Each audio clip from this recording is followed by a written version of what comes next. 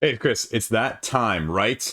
It's frickin' March. March is upon us. And we're doing 1 year ago. 1 year ago. Now, I'm doing all three of these videos back to back filming, and March is a big month of crowdfunding. This March, last year's March, 2 years ago, and even 3 years ago. Big names that you'll recognize, but this time, we're talking about 2023. We're starting with the 2023 because it's the most present in your mind. You remember it the best, right? You don't remember all those failures or the ones that didn't pan out or the ones that aren't even on your shelves or the ones that are still on your shelves collecting dust from a couple years ago. If you have them all at this point, that is. Because you may or you may not if you're like me. But that's it.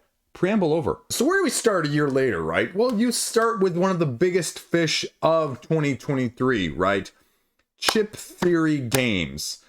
Elder Scrolls, Betrayal of the Second Era, right? This one just absolutely was a massive, massive shock when they announced it. Like, people were super excited. I was super excited.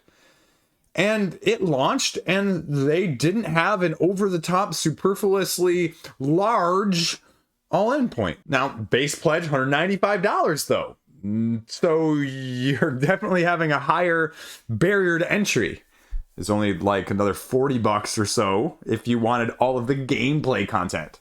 So, you know, as a gameplay only person, that's not a horrible deal. That's less than I thought. Taking inspirations and combinations of, say, your Hoplomachus, your Cloudspires, and your, well, Too Many Bones, and mixing and matching them with a Skyrim Elder Scrolls adjacent thematic incorporation, right? With your overworld and your individual battles and the incorporation thereof. But you know what? You're a year out now. Do you feel any better about this? Did you get sucked in by the IP? And this was the big point I'm going to make with this one, is that when the campaign launched, I said, okay, you're a big company. I just talked about it with the CMON campaign from this past month, right? A Song of Ice and Fire. I hate the frickin' dragon. At the same time, you know what CMON did that Chip Theory still hasn't done? At the time of me filming this a year later, draft rulebook. Draft rulebook, folks. You're going to spend $230. And some of you are going to go, Chris, I trust them to put out a good product. That's going to be the immediate gut reaction by too many of you in the comment section. And you know what my response is going to be? Great. You know what? I trust them to put out a good product as well. I do not trust, though, your ability to pick the game that's right for you based off of what little information you had on the actual campaign, right? Because how many games have you bought that you thought you were going to like, that you even had more information of prior to, that you ended up not enjoying, or let's be clear also about this, not playing repeatedly, keeping collection-wise, right? Because that's ultimately what you're missing here, right? All of these preview videos, all of these samples, right, are smatterings of the content. The last update at the end of 2023, folks, was them saying, hey guys, we've got all the content finished. Not tested, but finished. So how much does the end product change, differ, tweak? I mean, we see that all the time with leader games where they're like, hey, we've made significant modifications because we've been open world testing it, because we've been modifying it, because we can, and that's fine. But invariably, are you going to like all of the modifications? Are you going to like all of the nuances that are not noticed, or all of the nuances that cannot be accounted for in the preview videos in the first place? And you should be a little scared of that. Now, some of you are going to be like, I'm a Chip Theory fanboy and I'm going to like it no matter what. Great. This part of the video isn't for you then, right? This is for people who went in with the Elder Scrolls, went in with this is going to be a better Elder Scrolls game than the other one from Modipha's side of things. And so the real question is, late pledge is still open. Draft rulebook is not out. Again, this is not a Chip Theory bashing in that sense, right? This is a standard of care from a crowdfunding, but just even a buying standpoint. I don't have a rule book. I'm not putting my money down. It's kind of that simple. And that's what I would distill it down to. And I would argue any size campaign, that is almost ubiquitously, unanimously across the board going to be my position. Again, I will be a hypocrite at some point, but by far and large, as the consumer, are you telling me that you are completely comfortable without doing this nowadays with a rule book, without a full example of everything laid out that you could possibly need to know in a gameplay video, right? Because again, post-review, wide release gameplay versus small smattering, small sample size, partiality gameplay. The two are not the same. Snippets of things will be similar. The overall premise is similar, but the actuality of it is not often the case. I've been fooled by many a game with a partial sample preview gameplay, Ragnaroks, as well as power plants, of how much I would enjoy that game. Stale, fit to print, right? So I'm just saying, again, no reason not to late pledge. And, if you're really concerned like I am, go pay the extra $20 or $30 that you can on Chip Theory's website when it eventually comes to retail. Because otherwise, you're going to go, unless you're getting in my shoes, right? Unless you're in my shoes, and it really depends on me being the first or one of the first ones to get it, so I can throw it out there and get the clicks quick. Oh no, what am I going to do? I don't have anything else to play. Is not your problem. Right? Speaking to myself just as much as I'm speaking to you in the comment section. And you can hate me. I'm guaranteed I'm going to piss people off by saying that. But you know what? That's the truth of it. And I can't not say it just because it's a big company. I say this with Awaken Realms. I say this with Simon. I say it with anybody that's doing that. You know what? And you know what? I really hope it comes out soon so you can make a well-informed decision. Because you know what also I sort of alluded to but didn't actually specifically say? The pledge right now. I am looking at the website in front of me as I'm filming this. The dollar amounts, folks, right now, a year later, are the exact motherforking same prices. And guess what? I haven't committed any money to this, so I am completely off the hook as well if the rulebook comes out. There is no downside. None right now. So next time you get the feeling of I have to pledge during a campaign, just keep that in mind. I have never once regretted late pledging. I have many times regretted pledging and then wishing I could pull it back. Which side of that coin would you rather be on? Again, just food for thought. You're going to tell me everything is awesome. Everything is awesome. Is it though? Again, take that for what you will. So let's go elsewhere because I've beaten that dead horse, dead. Unmatched Adventures was a year ago, right? Like these games were at the same time. One of them has been out for months. One of them was on a lot of people's top 10 lists. One of them doesn't have a rulebook done. Anyway, I'm done. I'm sorry. I've got it still sitting next to me right here, right? Say what you will. Might not be for you, but I love campaigns that deliver. And this delivered. Delivered on time, it delivered a quality product, and it just achieves what they're trying to achieve. So give Roxley an F ton of cred, right? Super from that aspect of things. I'm still back and forth on it. Again, ad nauseum, broken record here, right? Like if you've heard me talk about Unmatched at all in the last 2 months, because I've done it a fair amount of times, I'm still on the fence. I like it a lot, right? But I don't necessarily quite yet love it. So, Roxley, I'd really like you to help me get off the boat here on the fence, trying to figure out. I just can't pull the trigger on Sun's Origin expansion yet. I'm tempted. I want to. And I may, just to force myself, dopamine hit, get it in the cart, pick up me some Houdini and Genie as well as the other one's appealing. All people say it's completely unbalanced and one side is winning all the time and you read the next review and the other side wins all the time. So it really just tells me that people don't know what the deuce they're talking about and they're just not playing enough as a whole, or they're just not good as they think they are, right? You're not like that though. You're totally not like that. So I don't know. I mean, that's, my thoughts on it right now, but they've done a quality product and again, I can't believe some of these all launched or went at the same time. The other one that we'll talk about here is sitting right above me, up here, just out of camera shot, and that's D.E.I. from Ludus Magnus. You know, I'm going to make the argument that not having played Black Rose Wars, I'm hoping to get a copy of Black Rose Wars Rebirth as a review copy at some point from them.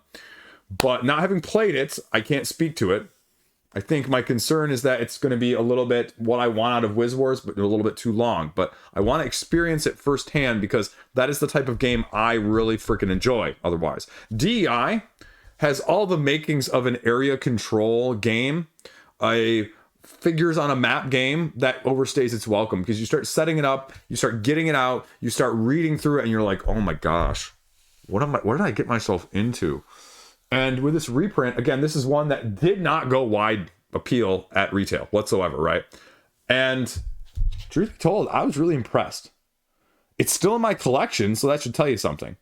At the same time, I haven't really gotten to be able to play it a whole lot either, because it is a little bit more nuanced. There's a lot more dynamic there, but it's quicker than a lot of your Blood Rages, Ankhs ilk.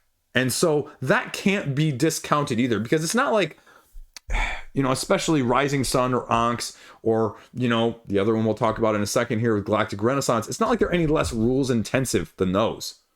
In fact, those are probably more rules intensive. So the fact that it streamlines it, makes it quicker, makes it more dynamic, and you really have a bunch of options is really appealing. Now, with this second campaign, I think a lot of the money was because, well, it wasn't widely available. That's one of the companies that you either get on crowdfunding for the majority of their stuff, or you just don't. And so say what you will with that. Some people like that. Some people don't like that. With a second campaign as well, a little bit of new content, a little bit of new expansion stuff. You know, if you didn't get it, it was expensive though. You know, gonna run you somewhere between $100 and $200 to get some of that stuff. So comparatively, again, to the others that I just mentioned, right? That's a prettier penny, a more expensive box to get into that. But as I say with a lot of these, right? If I tell you something is quicker to play, if it's easier to learn, but you're going to pay more for that, is that a price that you are willing to pay? And that's the question I bring with D.E.I, right? With any of these. Would you pay 50% more? Would you pay 25% more? Would you pay 100% more if I told you it was going to be 100% more easy for you to get to the table and play? Or that you would play it 100% more, right? What do you think about that? What do you think about that, right? Everyone always complains online, Reddit especially, right? They're like, what are you missing out of your games? What are you missing from blah, blah, blah? And inevitably, the first cynical comment on there, first or second, usually is like, I wish I had friends to play with. I wish I had more time to play, right?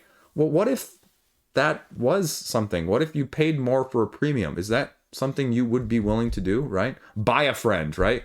Hire Chris for $100 an hour to come over and play games at your house. I don't know. That just reminds me of, Devin, call me, bro. We got to do this crowdfunding consulting thing. Anyway, but it's just food for thought when I think of this, right? Because people always complain that, the deluxeified versions of things, I complain about the deluxeified versions of things. Let's not kid ourselves here. But, from a deluxeified picture overall, oftentimes the deluxeifications don't make it easier to play. But what if I told you the game itself was just easier to play, but it was more deluxeified, like miniatures versus standees, miniatures versus cubes, right? Then, a little different point. Like my best area control game, my Japanese game of Rumble Nation, right? I paid a premium for that, right? If you pick this up, an American or North American standardized version of a similar game probably would run between about $20 and $30. I think I paid $40 to $50 because it's unavailable on the North America market, and I was buying it from somebody who had imported it over to North America. You know what? That is my most played area control game by far because it's so freaking accessible, right? So do I ever regret paying a premium from that side of things? Hell no.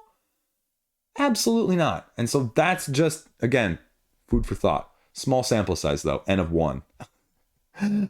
Townsfolk Tussle, Foul Neighbors, and Odd Jobs expansion. Speaking of campaigns that did not go to retail, right?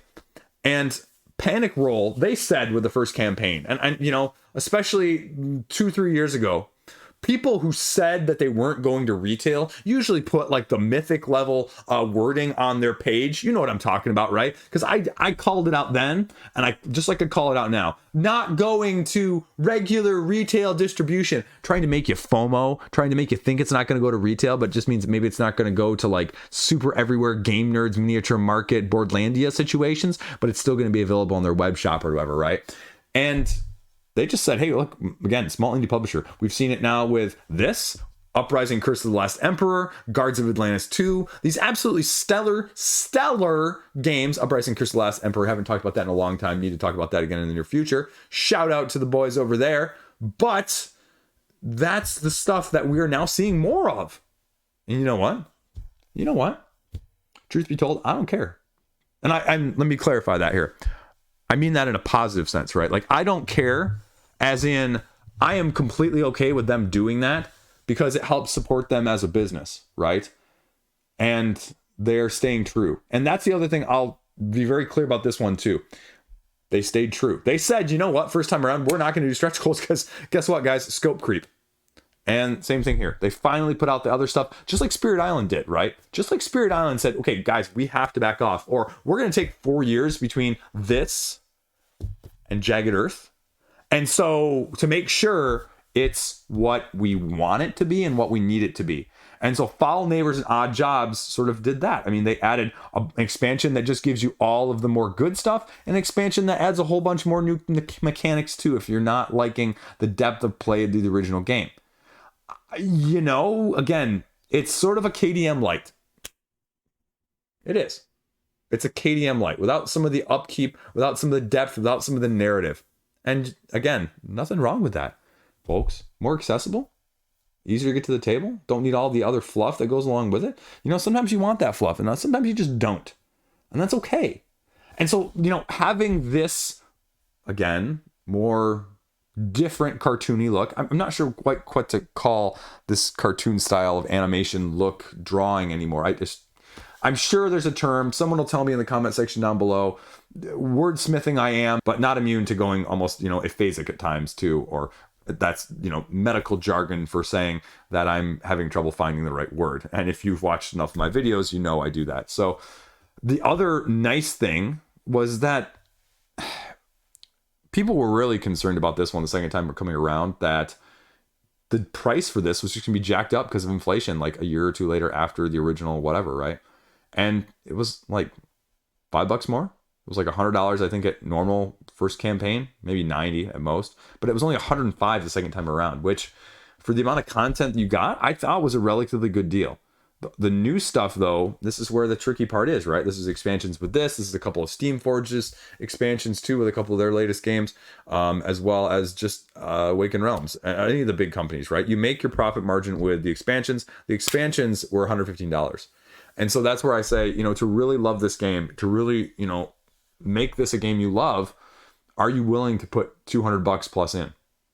Because it's not, you know, Champions of Midgard with the, you know, Valhalla expansion, right? Where, you know, the base game is going to cost you 30 or 40 on the first or secondary market, and then the expansion is going to be another 20 to 40 as well, right? So you're easily under $100 no matter what, almost, especially if you buy used. You're talking 200 plus to make this game something you like into something you absolutely adore and love. And just going back to what I said with D.E.I, right? What sort of price point can you put in on that? What sort of price point are you willing to pay for that? Because that's inevitably the question with this. And so, I mean, they killed it. Let's not kid ourselves here. They killed it. And they raised just over $1 million. Fan-freaking-tastic. Success story, small indie company. And I give them a lot of kudos. I mean, so where are things at? Well, here's the little roadmap, right? So, you know, they've got quantities. They're doing artwork, shipping updates. They're working on manufacturing. So that's not great. That's not horrible. They're working on the pre-production copies, as you can see pictures here.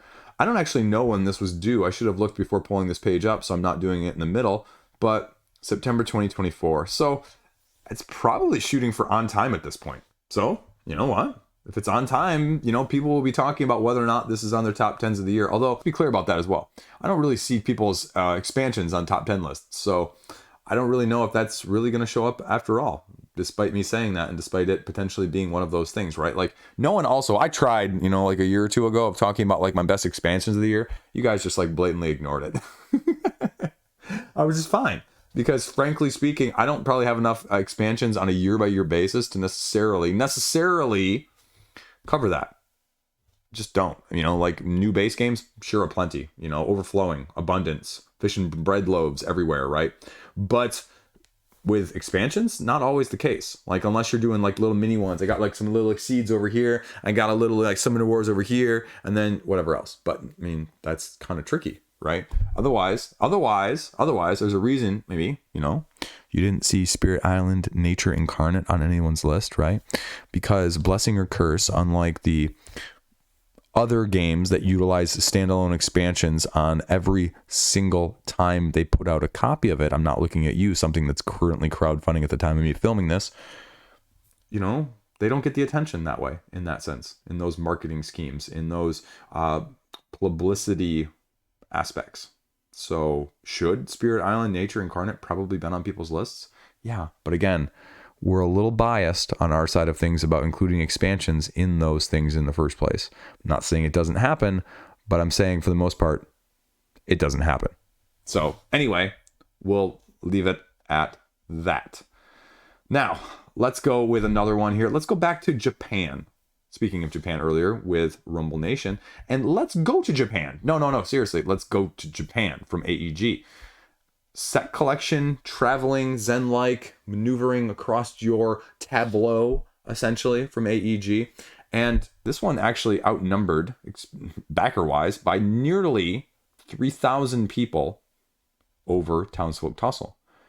And just when I talked about my best of January earlier in February, the disclaimer, the title, the information parted in that was, holy crap, there's a lot of good, really, really light games crowdfunding, and this has the potential. Now, it's being shipped as we speak, so details are not yet made. Unfortunately, it was also due in April, so you're actually going to get it early. So just kidding on the unfortunately part. Or I guess maybe unfortunately, you're going to be not disappointed. I'm done, dad joking. The big thing on this campaign, though, was the like acrylic sort of bundling of deluxified Japanese accoutrements, if you will, to go along with it. And that was where I said, you know what, that really looks appealing. Sort of like Sakura Slam from All Play and their wooden Lazy Susan, right? I see the appeal. Little ceramic or acrylic dishes to put your tokens in. And I said, wait a second. You have kids, Chris. You have freaking kids. Woo! Pass. Okay. Because, I mean, I think the game looks very solid. And I'm not necessarily enamored by the exclusives. Looking at the page here.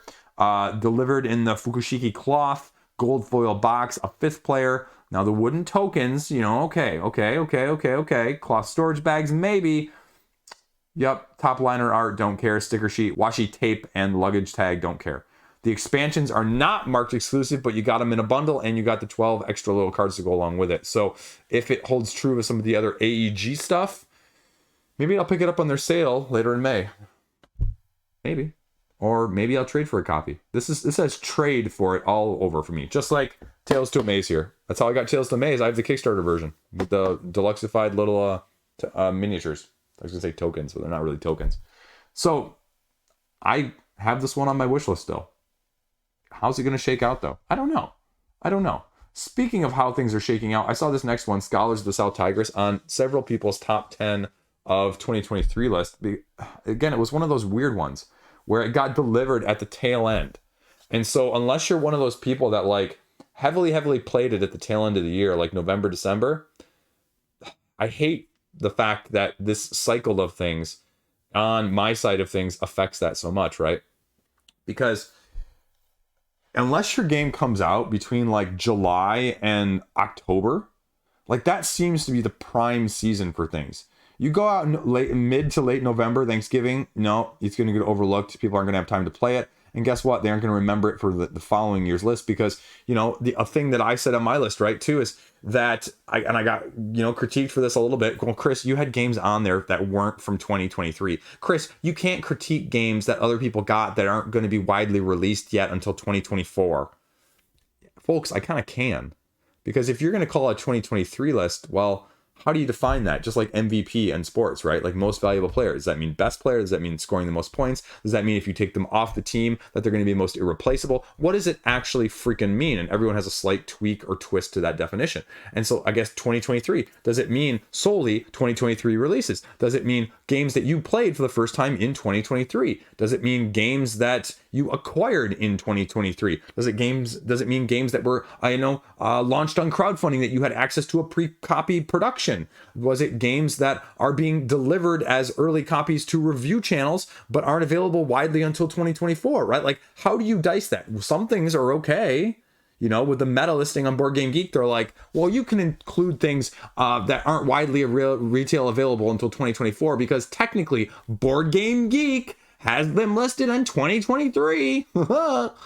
And, again, like, I don't really care how you'd cut it, folks. I'm being a little bit facetious there and a little bit over the top, and I don't mean to hurt anybody's feelings, but there's no rules to this, but yet people pretend that there are. And that's the only thing that bothers me. Just let people do what they want.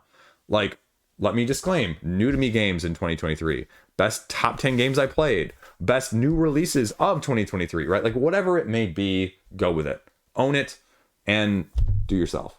But how do we get on this topic? How do we get on this tangent? Let's go to Japan. I don't know. I'm going to trade for it. Ugh. You got me all over the place. Scholars of the South Tigris, though. We're talking about Scholars of the South Tigris. And, Scholars of the South Tigris is heavier in the South Tigris lines. And so, is it too heavy? And they say Inventors, which is going to be crowdfunding very shortly after the time of me filming this, is going to be the heaviest. Scholars has a higher ranking. Scholars has a slightly higher rating, I think, right now at the time of me filming this than Wayfarers.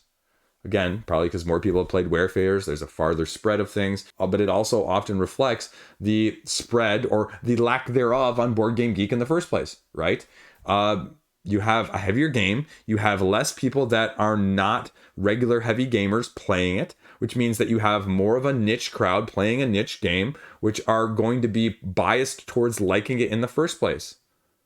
So, sort of a circular situation there. So, I would expect it to have a higher rating as long as it's halfway decent. How much of that is crowdfunding bias and how much of that is just, niche bias? Again, nothing wrong with it, but you have to be able to look past the actual physical number on Board Game Geek to say, okay, how good is this? Because you can't compare a 7.9 to an 8.3 or an 8.3 to a 7.5, whatever it may be, right? Just based off of that without taking some of those other factors in. So, I don't know, just food for thought. Mechanically speaking, I have no clue, folks. Past Wayfarers is probably going to start to be a little bit more complicated and a little bit more heavy than what I am regularly prepared to talk to you about on a regular basis. Regular. Say regular 2 or 3 more times and we'll be good.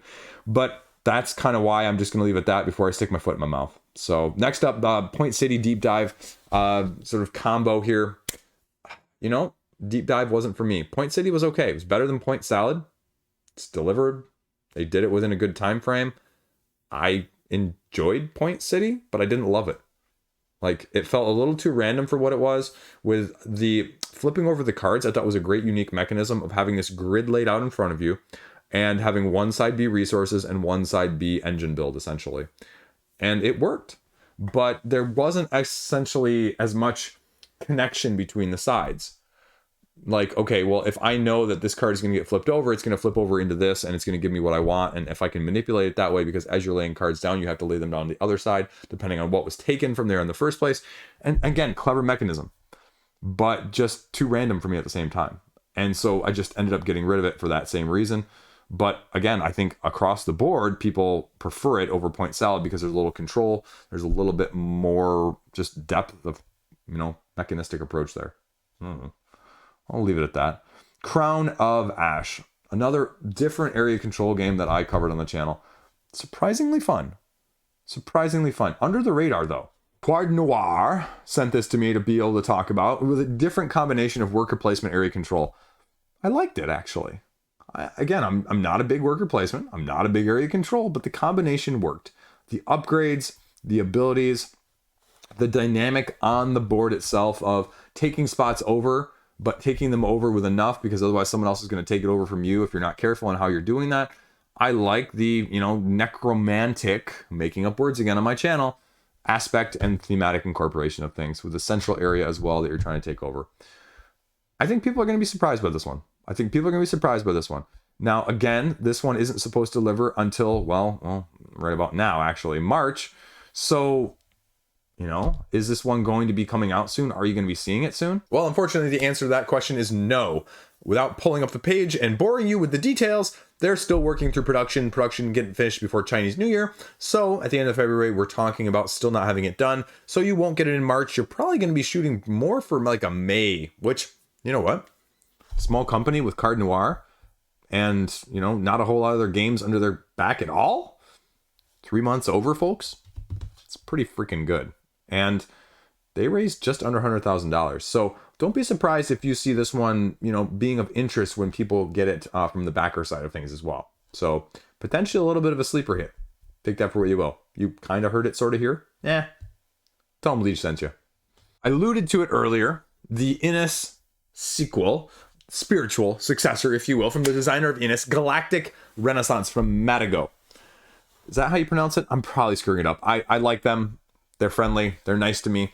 I hopefully am not mispronouncing their name. I'm horrible, right? Like, I'm sorry. I mispronounce at least one thing every single video. And I'm just an embarrassment to myself as a whole sometimes.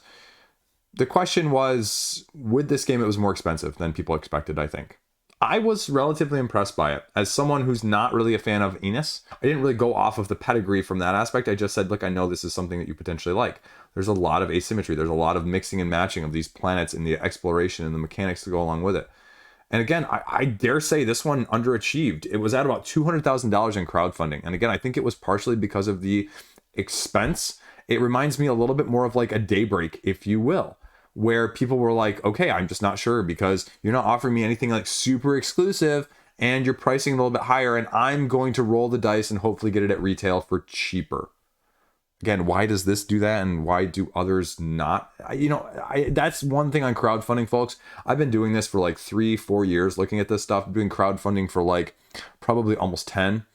And there are some games and some ones that get this and some that get this. And I can't give you a good reason why. We are, as a consumer fan base as a whole, very fickle. And perceived value is still one of those things that I can never always for sure have a grasp on. So 75 euros for the copy of the base game with the stretch goals was what people maybe didn't like. And they had a reduced version as well. So, from that aspect of things, I don't know what to make of that. There were some exclusives though with some of the stretch goals. But, it's like a 30 euro price point for those stretch goals. And so that's expensive. If you don't know that you're going to love it from that aspect of things, that's a bigger risk when you're talking almost 50% of the game value, game price, I guess I should say, really, it doesn't have anything to do with value, worth of guessing. With the CMON ones, you can go, okay, sure, I know I'm going to, recoup that a little bit. But with this, it's a big unknown. And I think this is going to be divisive because I think you're going to have a lot of people that are going to compare it directly, even though it's apples to oranges, and say, well, it's not as good as Innis, so I don't like it. Well, it's doing something completely different. Just it's got a similar pedigree. So do you enjoy that sort of thing or not? I mean, this is a dynamic player versus player game. You're going to have to play other people in that sense. They have production complete. It's supposed to be delivered this month. Well, that's obviously not going to happen, but they're getting into the port later this month, at least in North America. So you're going to have it relatively close to on time, which is, again, impressive. Matago, right? Killing it with their upcoming Kemet Blood and Sand modular expansion that I talked about in the news video the other week as well. So more of a solid quality product. I would argue, yes. Is it going to be for everybody? No, that's okay. That is March, going back a year. The big ones, the small ones, everything else in between, the things you need to know, the things to think about, and the points raised by some of them. I mean, and that's really the reason I look at this video, and I do this video every time, right? Is because I look back and say, Do I feel as strongly about this as I did then? Do I feel like it's okay? And some of these, right, have been delivered. Some of these are in the process of literally being delivered. Some of these aren't anywhere close to even being out of production or into production. And so how comfortable are you doing that? Like I said at the beginning with Elder Scrolls, right? You don't even have a rulebook yet. You could be late pledging right now for the same. So crowdfunding is not a necessity, right? Participating in a campaign is often looked as this monumental thing that people just love the experience of doing. And I've never understood the experience, quote unquote, of doing it in that aspect. I do it because I want the game, period. And I think there's incentive for me to do it now. And if there's not, I don't. Not doing it for like the dopamine hit of, oh, the experience, the comment section, right? So take that for what you will. And again, I know I've interacted. I've talked to some of you guys who enjoy that aspect of things, the community that goes along with that. But that's not me. And if it is you, though, awesome. I'm glad that you found it. But also don't be, necessarily only in it for that, because otherwise you might be let down with what the game actually produces if you're not careful at the same time. So I'll leave my ranting and, raving over at that and the things, and we'll just call it a day because I'm running out of words and speaking poorly at this point. So thank you for watching. Are we at the 10K yet? Can I go over 9,000 a couple more times? I don't know. Maybe. We'll see. Have a great freaking fantastic day. Play something fun. Because like I said in the other video, right? Like, oh, he only talks about things he likes to play. Okay, you go at home and you play stuff that you don't enjoy and you tell me how that goes, right? See you around.